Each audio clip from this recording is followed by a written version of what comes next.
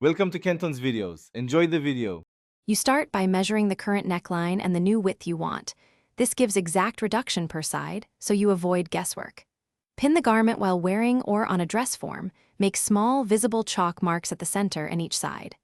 Once done, choose a method: darts, shoulder take-in, or a narrow elastic casing based on fabric stretch and style. Make sure to account for seam allowance and mark 0.5 to 1 centimeter increments for precision before cutting or sewing.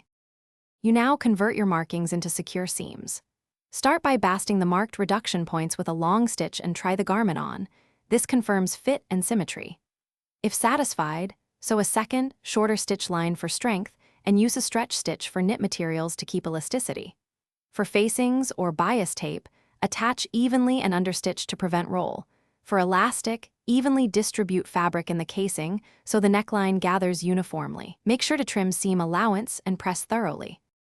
You finish by trimming loose threads, pressing the neckline flat, and top stitching where needed to keep facings or elastic in place.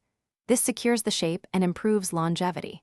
Try the garment and move your shoulders to ensure comfort and even sit. Make minor balance tweaks at the shoulder seams if necessary.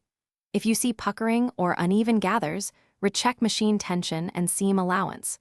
Loosen the tension or shorten stitch length, or add a thin stabilizer to prevent distortion. Once corrected, press again and inspect. Thanks for watching. Consider subscribing if we helped you.